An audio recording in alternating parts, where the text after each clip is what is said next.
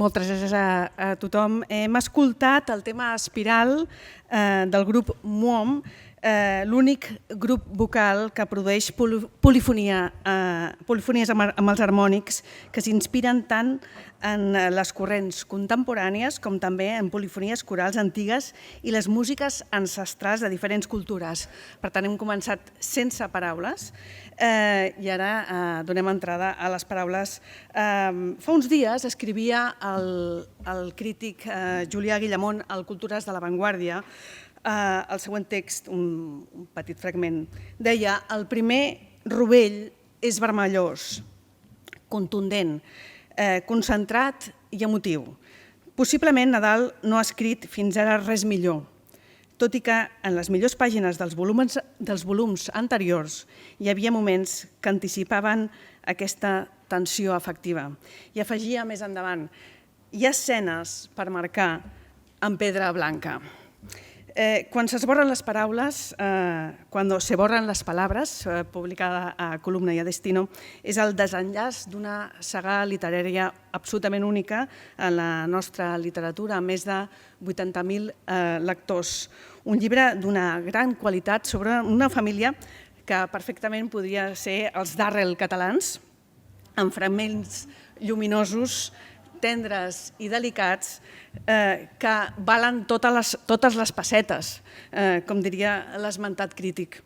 I és que la maternitat té un efecte molt humanitzant. Tot, absolutament tot, es redueix a l'essència i és aquesta matèria essencial la que en Rafel tracta de manera magistral, amb una narració que, a mesura que anem llegint, veiem com ens interpel·la a cadascun de nosaltres, sense embuts ni enganys. Avui, justament avui, que fa una setmana que ha sortit el llibre a la venda, ja és número 1, això als editors ens encanta dir-ho, i hem engegat la segona edició. Per tant, avui això és una festa, estem de celebració, amb la companyia d'en Sergi Pàmies i del Jordi Basté. Gràcies per ser-hi sempre, estimats amics. I ara sí, amb les paraules, l'actriu Marta Millà, amb una llarga trajectòria en el teatre i la televisió, coneguda sobretot per les seves participacions a sèries de TV3 com Plats bruts, Vent del Pla i Com si fos ahir, entre altres, ens llegirà un parell de fragments ara a l'inici i al final de l'acte. Un cop finalitzada la presentació, en Rafel Nadal signarà els exemplars i podreu intercanviar en aquest racó d'aquí totes les vostres impressions, si l'heu llegit, i fer-li les preguntes que calguin. Estarà absolutament a la vostra disposició. Per tant, que comenci la festa, Marta, com vulguis.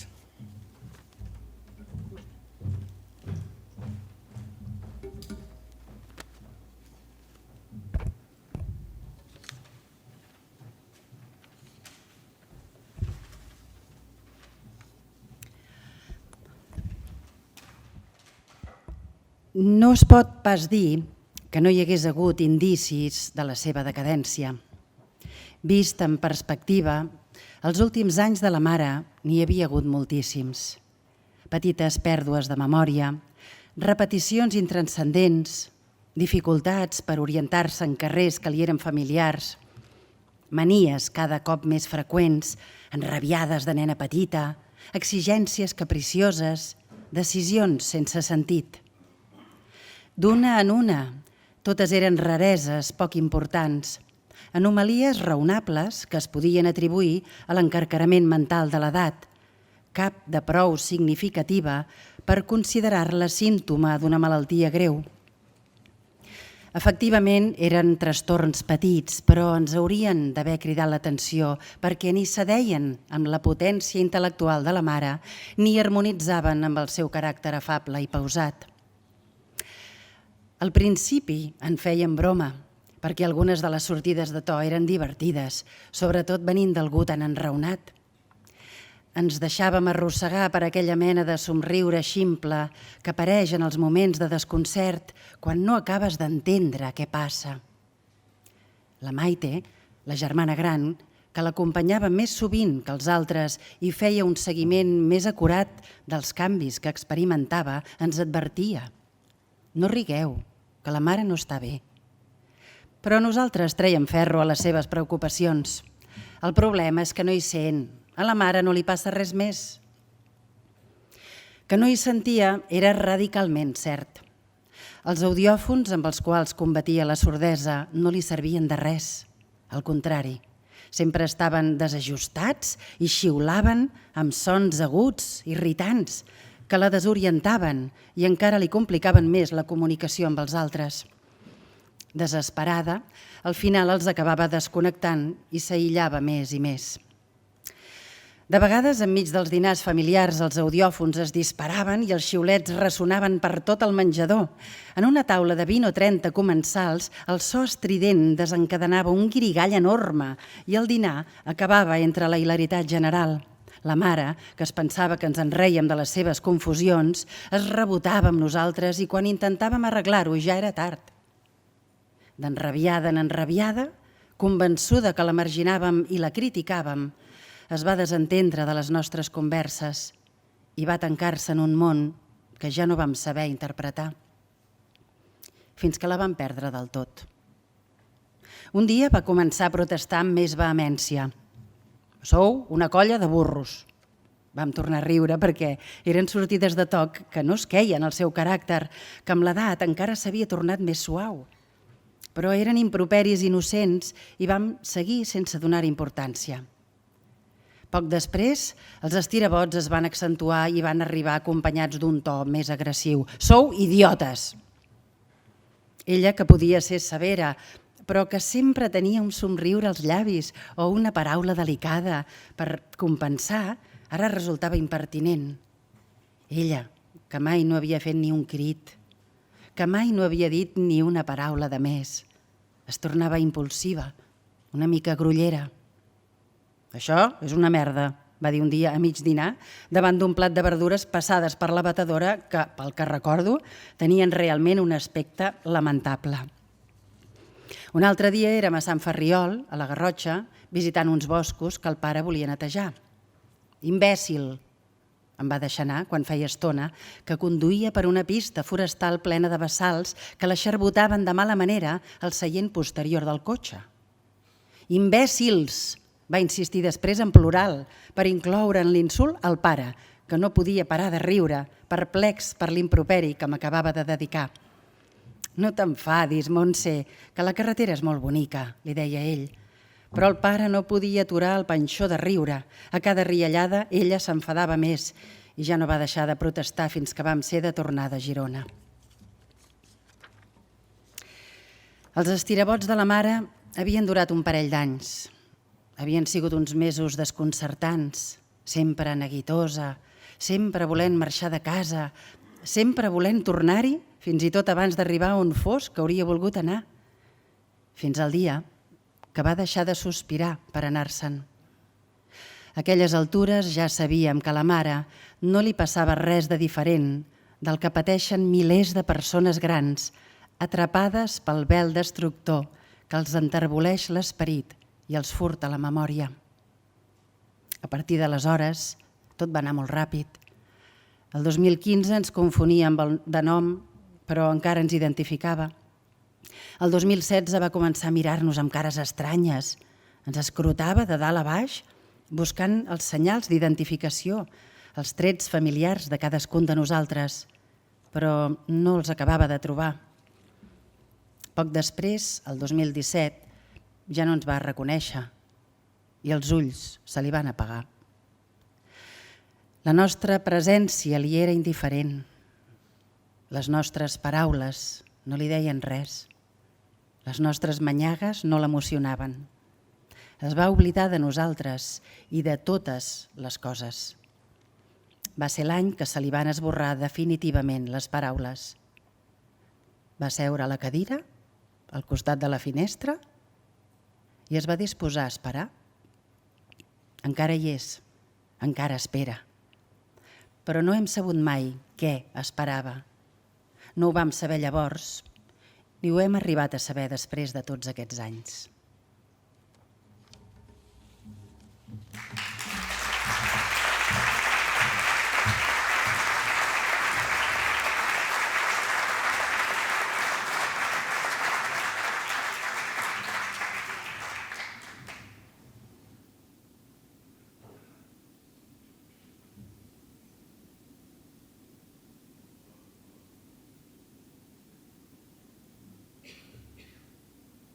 Hola, bona tarda. Gràcies per venir i per convidar-nos i per acompanyar el Rafel. Figura que és un llibre molt emotiu i per tant hauríem de, no sé si hem de caure en el to.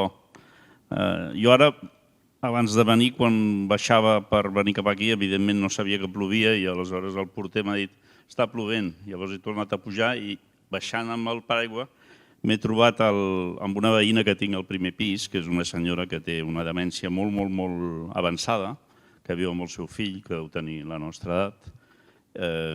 Entenem per la nostra edat, la de tots.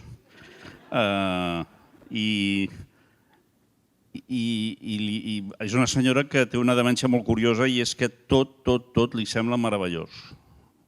Riu, i aleshores jo li he explicat al noi que estava acompanyant-la que no és el seu fill, sinó que és un cuidador, però amb molta experiència, i li he dit, ostres, quina sort, no? I em diu, no sé què és peor. És a dir, que qualsevol experiència de demència, evidentment jo crec que és pitjor l'agressivitat i el dolor, el patiment. Quan veus una persona, en canvi, com la meva veïna, tens la sensació que li és igual que arribi l'apocalipsis. Dirà, home, fantàstic l'apocalipsis. Vull dir amb això que el que fa mal és la desconnexió aquesta, que no hi ha manera ni d'explicar-la, ni de pair-la, ni de digerir-la, que és el que intenta fer el Rafel en aquest llibre. I per tant és molt... O sigui, tot el problema que té la literatura de testimoni, que és connectar de seguida amb el lector, aquí t'ho estalvies i vas directe. Ja entres des de la primera frase en un món que ningú t'està posant obstacles per accedir-hi. És a dir, que s'arriba en aquest llibre a través de l'emoció, que això fins fa relativament poc estava molt mal vist, però per sort cada vegada està més assumit.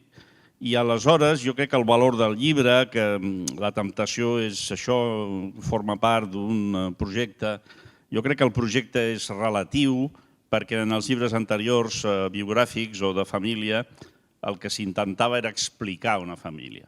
I jo crec que ara el que intenta és explicar una persona, la mare, que ja no hi és, llavors ha d'explicar un personatge que ha deixat de produir per si mateix evidències que sí que serien fàcilment convertibles amb la memòria que representaven els dos llibres anteriors.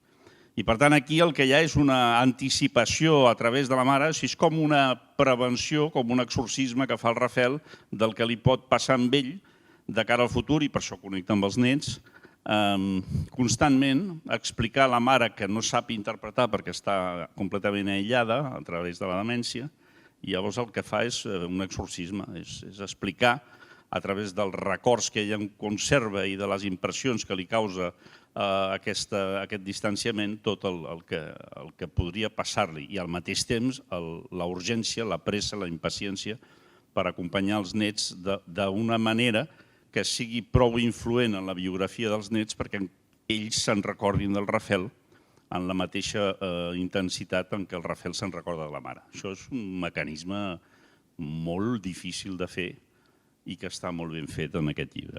És una mena de trena, constantment hi ha tres elements, els nets, la mare i el Rafel. Llavors jo crec que aquí a mi m'ha recordat més en l'estructura, en el múscul narratiu el llibre Mar d'estiu. Crec que hi ha una depuració, o sigui, és com si et poguessis alliberar dels prejudicis que normalment té un escriptor gràcies a l'autenticitat de la història que estàs explicant, que no permetria cap impostura, i també gràcies a la responsabilitat que ell mateix s'atorga de connectar amb els nets, perquè aquest llibre està fet molt sovint pensant en que potser algun dia els nets, ja li dic que serà difícil, haurà d'invertir diners, haurà de subornar-los, que és el que s'ha fet sempre, amb la descendència, o quan menys t'ho esperis, t'ho faran saber. Però jo, mira, ahir a la nit vaig saber que la meva filla havia llegit un llibre meu. No vaig saber com reaccionar.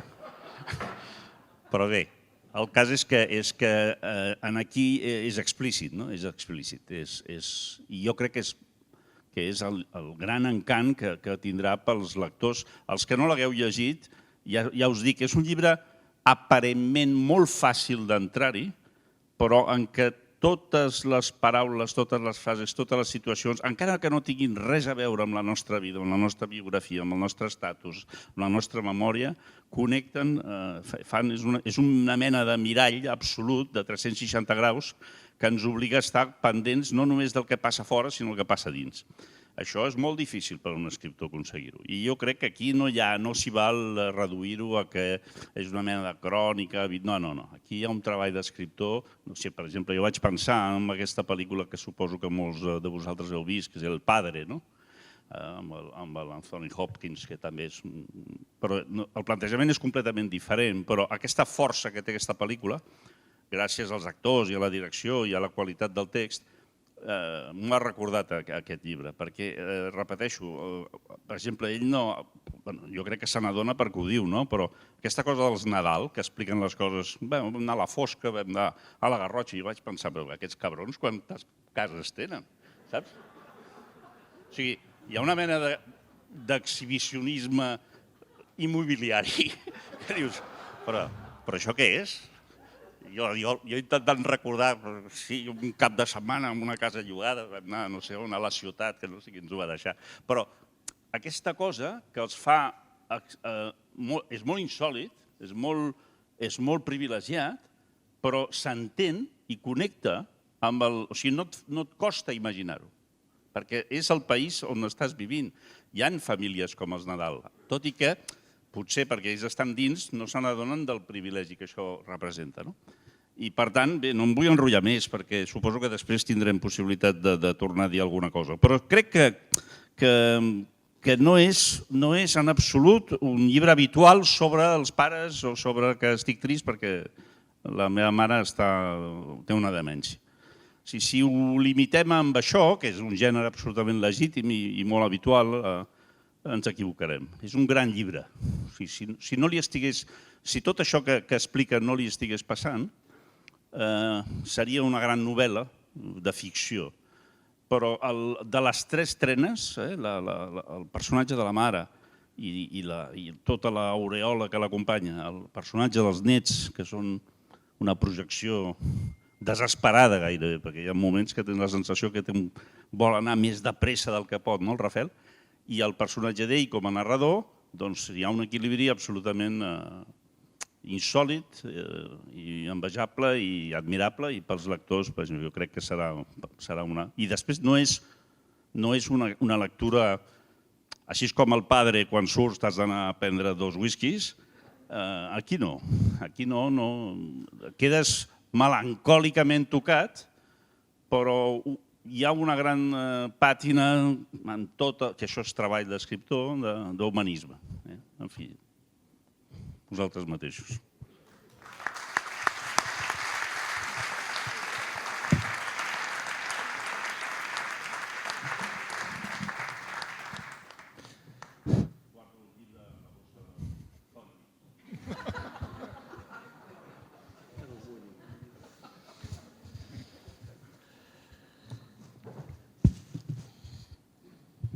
Podries buscar una bossa millor, diríem. No, perquè les circumstàncies no facis entrar en detall. Hola, Rafel. Hola. Com està la mare? Com sempre, com fa 5 anys, no? La mare va arribar... Bé, gràcies per venir, bona nit a tots, és un plaer. Gràcies, Jordi, Sergi, Muom, la Marta, gràcies a tots per acompanyar-me avui.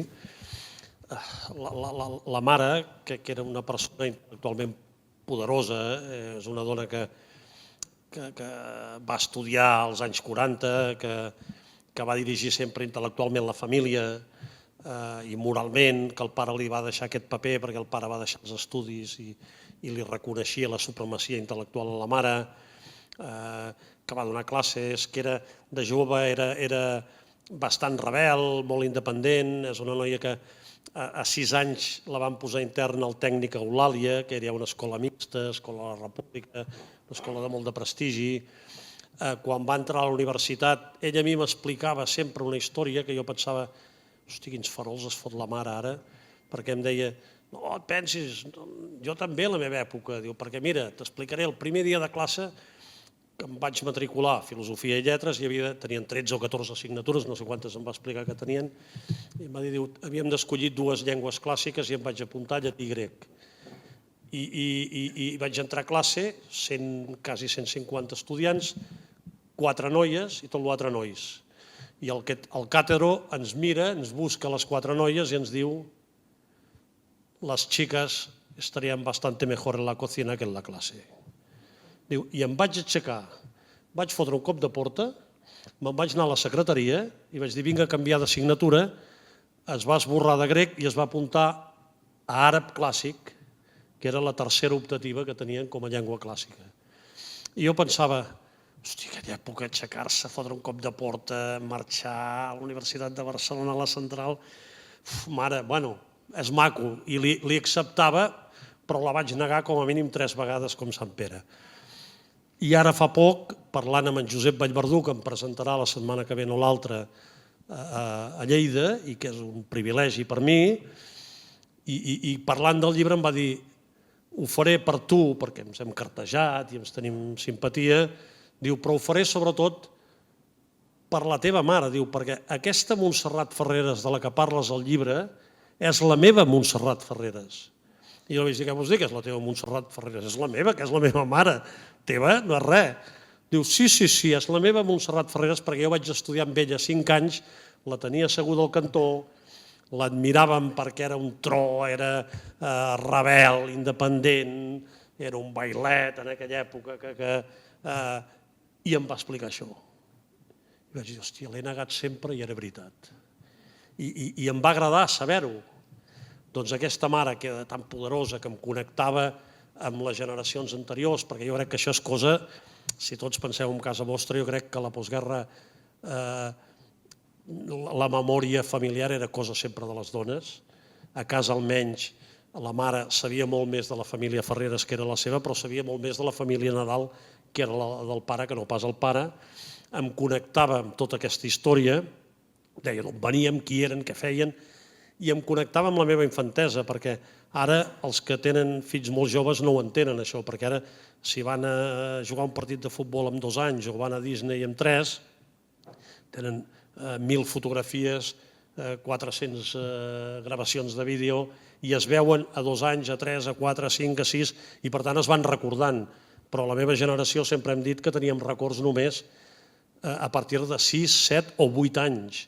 No teníem cap imatge, i la meva mare, les 7 o 8 fotografies petites, així petites, dentades, brutes, amb sèpia o amb blanc i negre, me les convertia en una història, perquè era molt bona explicant, i tenia una memòria prodigiosa, i no només em deia això era Port de la Selva amb la teva padrina el dia que vam anar, sinó que allò començava a fabular i m'acabava explicant una història que durava 1 hora i em feia viure 1 hora de la meva infantesa.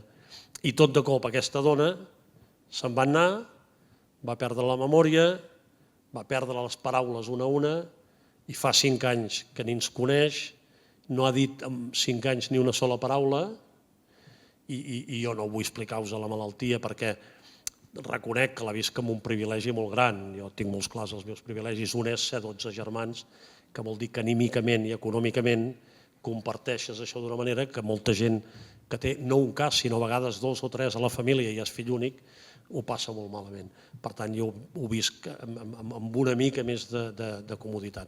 Però veure com la teva memòria, que era la font meva per quan érem feliços, per quan en dèiem xampany, desapareix d'aquesta manera, no deixa de ser una patacada molt forta, i m'ha agafat aquesta obsessió que el Sergi ha detectat molt bé, perquè jo de totes les vides eternes que ens han ofert, de tot el catàleg que he anat rebent des que amb 9 anys vaig entrar al Collell i anava a missa cada dia, de totes les vides eternes, ja dic que cadascú les viurà com vulgui, creurà amb les que vulgui, jo la que veig més plausible, més creïble, és aquella idea tan maca que diu que mentre alguns recordi encara viurem.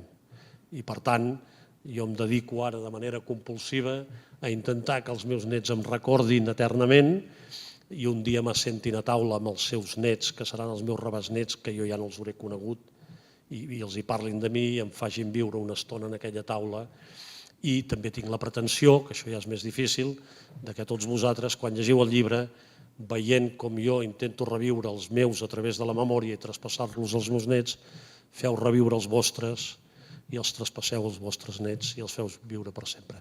La mare és al cantó de la finestra, arrugada, doblegada, en silenci, mirant cap al monestir de Sant Pere, que és el que té davant de casa, sense dir una paraula, sense reaccionar a cap estímul, i així un dia i un altre, avui plou, avui neva, l'hivern, l'estiu, la primavera, la tardor, les estacions passen i ella segueix al cantó de la finestra, suposo esperant el dia que s'acabi, que pugui anar-se a trobar amb el meu pare. Ella creia, quan tenia el cap clar, suposo, amb aquest cel amb el que ella sempre ha cregut i que creu que hi té el seu Manel que l'espera i que ha començat a passar. És un homenatge a la mare o és una teràpia que fas precisament de la tristor que evidentment com a fill arrossegues per veure la decadència d'una persona tan poderosa com la teva mare? A veure, és un gran homenatge a la mare, però jo voldria que fos un gran homenatge a totes les mares, a totes les dones, a tots els pares, a tota una generació que ho va fer tot per nosaltres, que ho va passar molt malament, que va ser una època d'unes convulsions que costen fins i tot d'imaginar, i tot això van tenir la generositat de preparar-nos al terreny. Jo, per exemple, en el llibre parlo molt de qüestions religioses, morals, ara que no sembli fer molt transcendent això, no és només això el llibre, però perquè jo reconec, ostres, que l'esforç que van fer ells per deixar-nos créixer amb llibertat, tinguent les conviccions que tenien i veient-nos tan lluny de les seves conviccions, té un mèrit enorme, perquè és molt fàcil, jo dic en el llibre, donar llibertat a aquell que pensa com tu, perquè mira, ha sortit com jo, perfecte, que vagi fent, però quan tu veus que el que et ve darrere és radicalment diferent que tu en política, en religió, quan tu, que això m'ha costat d'entendre, però quan tu creus no només en Déu, que és una cosa que puc entendre, sinó que creus en l'Església, en el cel, l'infern, el judici final, i per tant et miren i diuen aquest va de cap a les flames d'en Pere Botero i per comptes d'intentar canviar-te, diuen és el seu camí, en tot cas nosaltres donarem exemple i a veure si ho entenen i si no és el seu camí, ostres, té un mèrit extraordinari. Per tant, és un homenatge a totes, però consti, és una cosa que m'allargo una mica, però jo no parlo de la meva mare. O sigui, explico en detall les coses de la meva mare perquè crec que com més detall expliques, més lluny arribes i més universal ho fas, perquè al final, com més detalls, més possibilitats que tothom hi trobi un punt que el connecti. L'altre dia una noia em deia és que m'has obert la caixa dels teus tresors i deia, bueno, hi he posat moltes coses perquè espero que una lligui amb algun dels teus tresors i et faci entrar en aquest joc que persegueixo des d'un punt de vista literari. Jo parlo del final d'una època, del final d'un temps, de la decrepitud física i intel·lectual,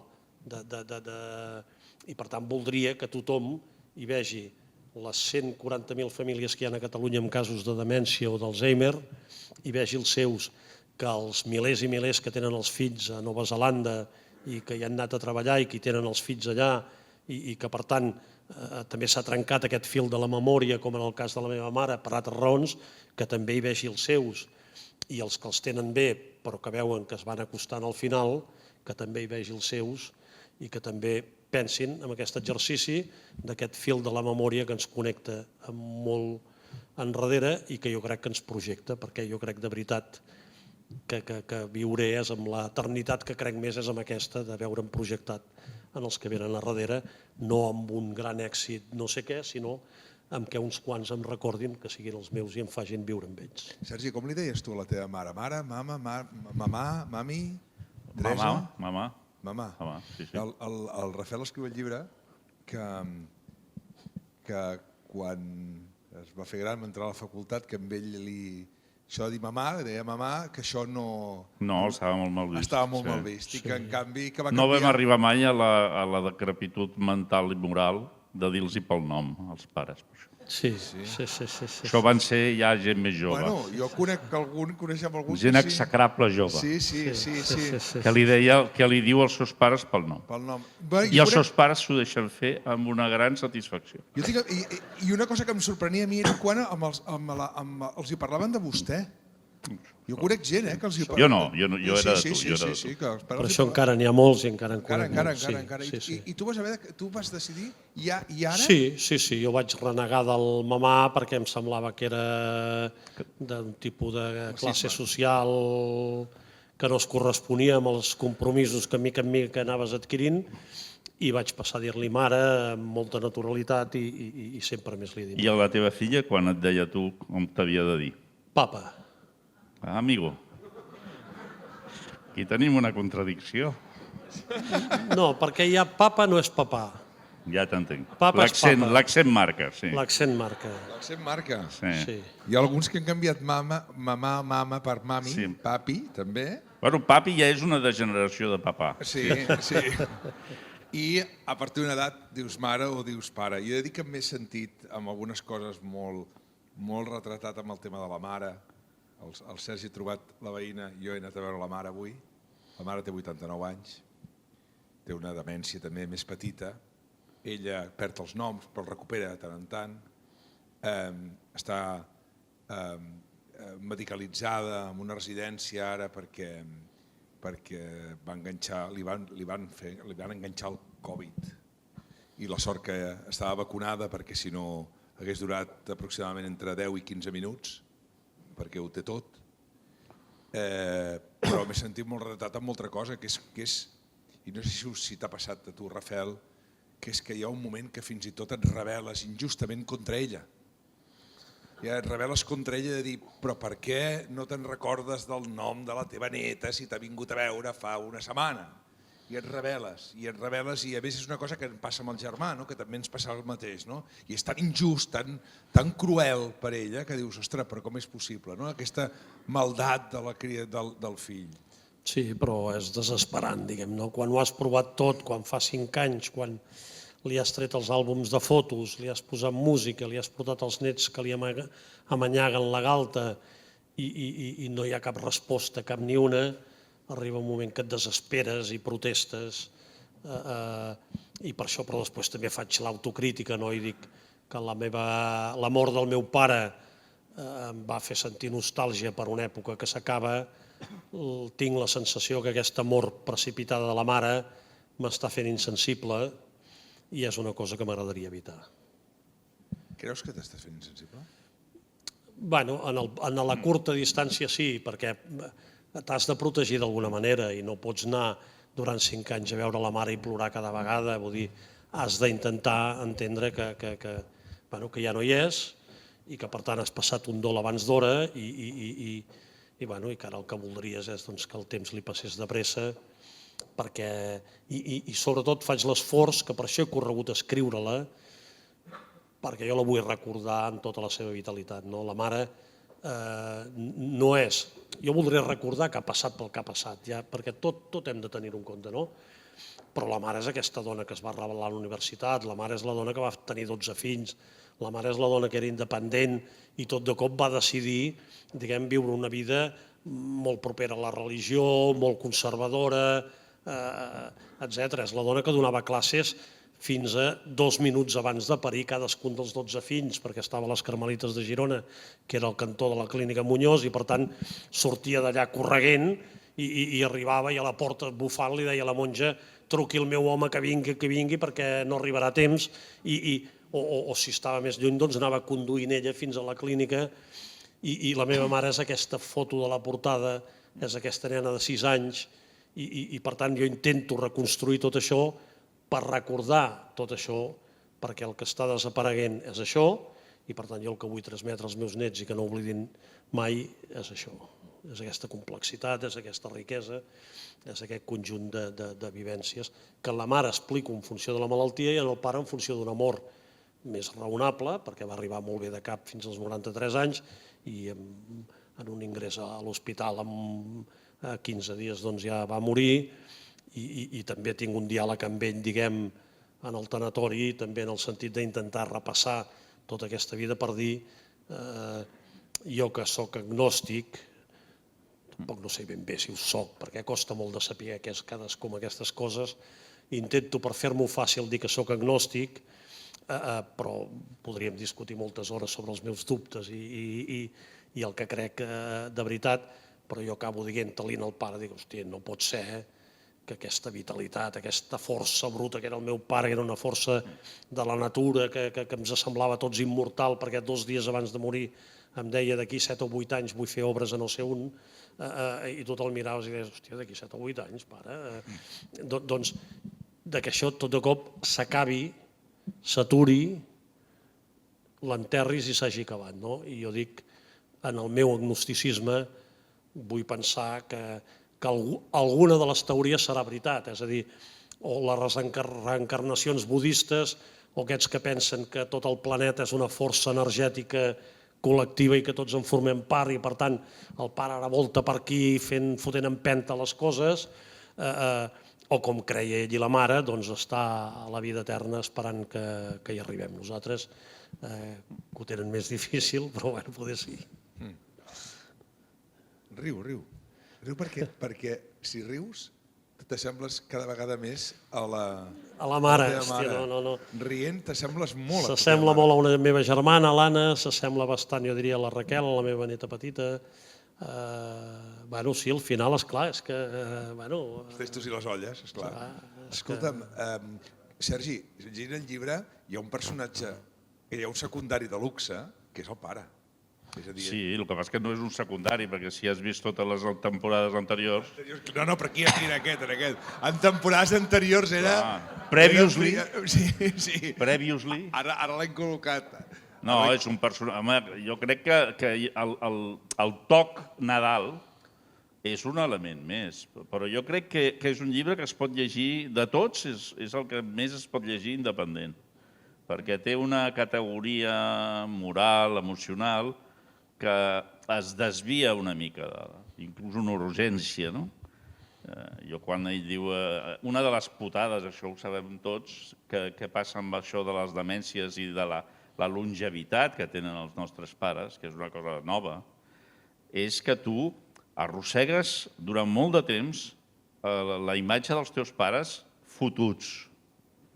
Llavors, ell es nota molt l'esforç que fa per recuperar gairebé una mare que ni tan sols ha conegut, perquè o no estava atent o no la va conèixer encara. Per tant, hi ha una putada gairebé de llei vital, que és que tu acabes recordant la pitjor imatge dels teus pares, sobretot si has estat molt a prop d'aquests processos de decrepitud i de demència. Llavors això costa bastant, no és dol, és una altra cosa de superar. I aleshores, com més abrupte és el final, gairebé diria que millor pel mort i millor pels vius, perquè la memòria també selecciona. Llavors jo noto que un dels elements del llibre és aquesta urgència, a més deliberada i a més fet perquè la capti el lector, de dir, vull recordar aquesta dona. I la vull recordar perquè el que estic veient cada cop que vaig allà és que se'm cau l'ànima als peus. I això forma part de l'argument. Forma part de l'argument. Això jo dic que vull recordar i recordaré aquests 5 anys, però, ostres, voldria que passessin més en té 98, doncs els 93 anteriors, diguem, no? I faig aquest esforç per això. I és veritat el que dius, això de la nostàlgia pel temps que no has viscut, a mi em va fer molta il·lusió fa poc, fa 3 o 4 setmanes, que una neboda meva, filla d'un germà de l'Anna, que té 16 anys, i va llegir el Quan érem feliços. I la va trucar a l'Anna i li va dir l'he hagut de deixar un moment perquè no el puc acabar de cop, perquè em fa ràbia no poder viure tot el que s'hi explica. I vaig pensar, és la nostàlgia d'un temps que no has viscut, que jo també he sentit, perquè quan els grans deien és que això abans de la guerra, i jo pensava, hòstia, és que abans de la guerra això era xauxa. És després de la guerra que això va ser una misèria, no? I per tant també he enyorat aquell temps. I Bueno, i ara jo no amago aquest punt de... Perquè, a veure, estem molt transcendents, però el llibre hi ha una mica de tot, però sobretot hi ha molt...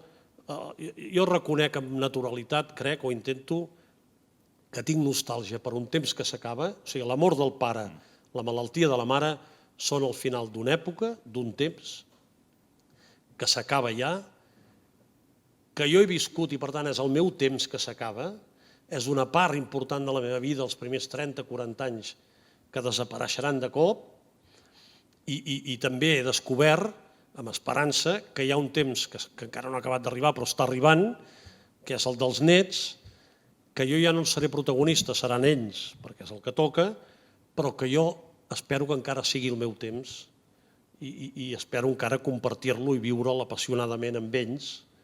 Ja sé que és el temps de la meva filla i dels meus nets, però espero viure-ho encara i, per tant, nostàlgia per un temps que s'acaba i ganes de viure bojament un temps que arriba, i aquest és l'exercici, diguem, que plana sobre el llibre. I després hi ha una cosa que a mi m'ha interessat moltíssim, i és que la mare i els nets. I ell fa unes pàgines molt curtes d'autocrítica respecte a la filla. Però això és fascinant perquè és exactament el que ha passat a una generació, que és la dels nostres pares, que o bé per feina, o bé per compromís polític, o bé per aspiracions, o bé perquè tenien idees pròpies, es van saltar els fills. O sigui, els pares, nosaltres som la primera generació de pares presents, de fills de pares absents, d'acord? I als meus fills, si els preguntes què prefereixen, si pare absent o pare present, fan una mani, cremen contenidors a Urquinaona, demanant que, per favor, a partir d'ara tots els pares siguin absents. Totalment d'acord. Perquè han vist el seu puto pare tots els dies de la seva vida fins als 18 anys. L'obsessió. I llavors, a les nits, els desperten suats pensant al pare. És veritat, és veritat. És tota la I raó. nosaltres som la primera generació d'això. Sí, som obsessius. Llavors el Rafael fa, no es tracta ara que et faci teràpia, però sí que crec que és un element important. A l'adonar-se, a través dels nets, del que no va fer, no dic que no va fer bé, no el jutjo, però sí que és un element més de... Fixa't que en el relat d'avui surt sempre, com dient, és un tema que no acaba d'estar resolt. Sí, és veritat. No, perquè en el llibre explico una cosa. Li deus un llibre a la filla, no sé si m'has entès.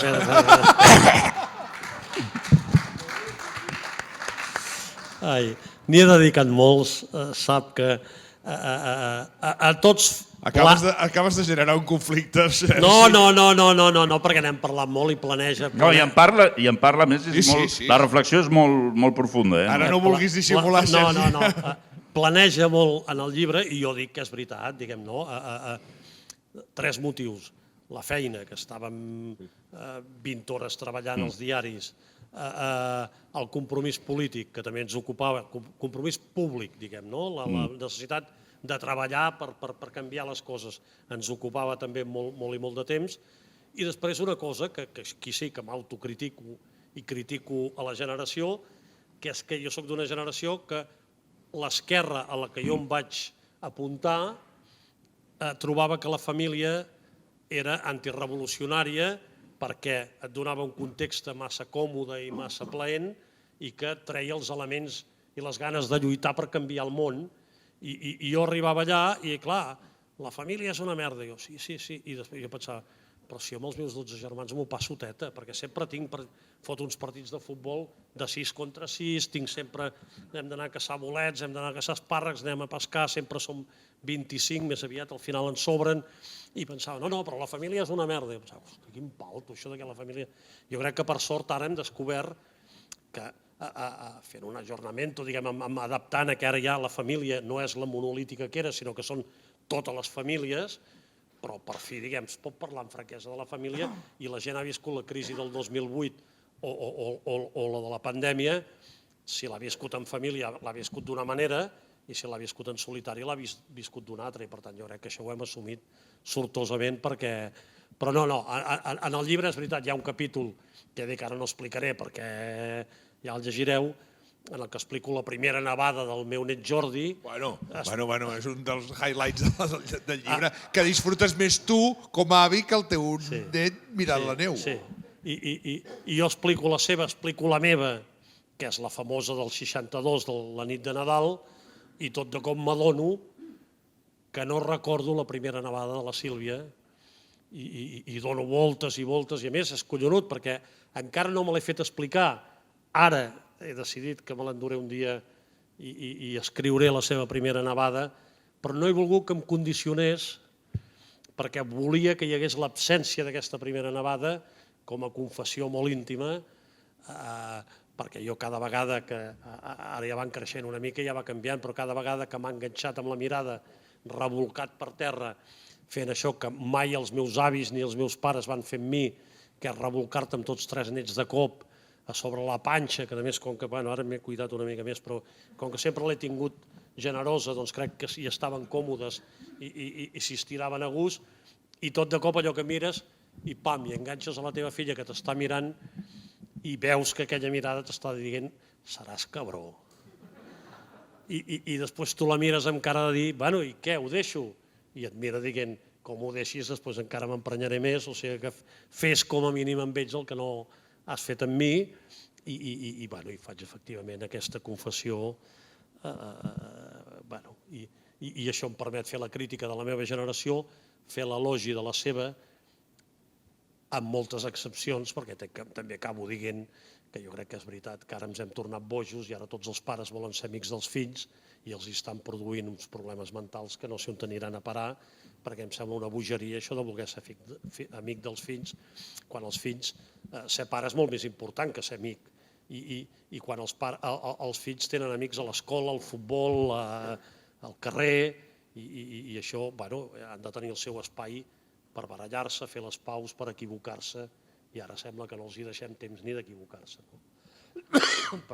Hem fet un relat, una presentació que és molt com ha estat el llibre, és a dir, el llibre comença amb la tristor i acaba amb l'esperança, acaba amb els nets i amb l'alegria del Rafel. Jo és que ja no sé, Sergi, si hem de dir alguna cosa més. Tu controles el temps. Són les 8, és l'hora marcada. Ara, segons la previsió de les organitzacions que controlen les entrades i sortides d'avions, tocaria que l'actriu, que abans ha llegit molt bé, la Marta ha llegit molt bé el text d'entrada, faci el que es coneix com a text de sortida. Deixa'm dir només una cosa, amb això que deies que acabo amb els nets. A mi el que m'ha produït més satisfacció aquests últims temps, que ara vaig a dinar amb el meu net gran un cop a la setmana, perquè és víctima d'aquest horari que no sé si aquí hi ha gent del món hi ha mestres, però espero que algun dia algú em digui qui va inventar aquest coi d'horari que en bons anys el meu net Jordi entra a l'institut a les 8 del matí, surt a les 3, arriba a casa a 3:45, a casa a 3:45 no hi ha ningú i ell diu que dina, no deu dinar res, deu mirar la tele, no sé què fa, però realment ho trobo molt emprenyador. I jo el vaig a buscar un dia a la setmana i he après a escoltar-lo, fer-lo xerrar, i estic descobrint una cosa que em direu és òbvia, però que a vegades no t'hi fixes, que és que ells passen molt més temps fora que dintre, que ells per tant creixen i aprenen a fora molt més que dintre. I amb això acabes descobrint que ells tindran moltes plays i jugaran a totes aquestes coses que vulgueu, tindran un futur de tecnologia que estarà molt bé segurament, perquè jo hi crec en tot això, crec que ja trobarem la manera d'encaminar-ho, però al final el que els mou són les emocions i les passions exactes que teníem nosaltres. És a dir, estimen, odien, s'emprenyen, es rebel·len, es queixen quan algú abusa del més dèbil, s'alien amb d'altres per fer front en el que abusa dels més dèbils, tenen por, tenen seguretat, estan feliços quan fan un gol, es senten frustrats quan el fallen, i això és el mateix que vivíem nosaltres, i per tant tens la sensació que encara té més sentit voler-los traspassar tota la civilització acumulada, la poca que pugui haver acumulat jo, però com a mínim que els hi serveixi per obrir els llums i anar a buscar tota la que hem produït en els darrers segles o mil·lennis, perquè en aquest món que els espera vegin que no cal començar de zero, sinó que hi ha molta gent que s'ha us heu dedicat a escriure llibres, a discutir, a reflexionar, a filosofar, i que tot això és un bagatge que poden utilitzar i que trauran millor profit del que els espera si tot això ja ho porten a la motxilla. I això també hi és en el llibre. Moltes gràcies i la Marta acaba.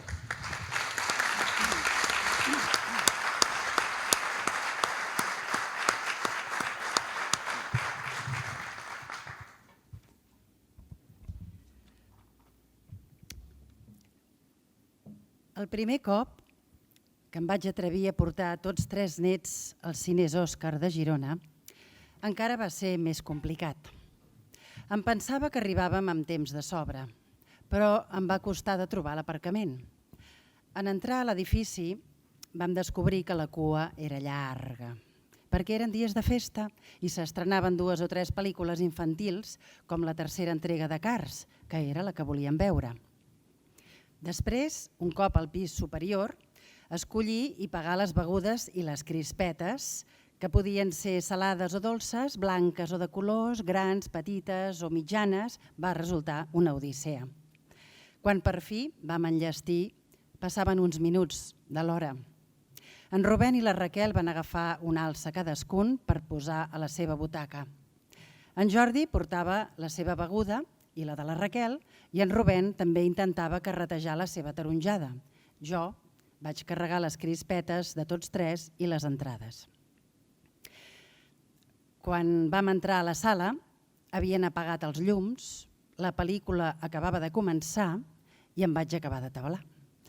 Vaig fer 2 o 3 passes endavant a les palpentes per buscar les nostres butaques i no vaig veure que hi havia un esglaó al passadís central, just a mitja sala.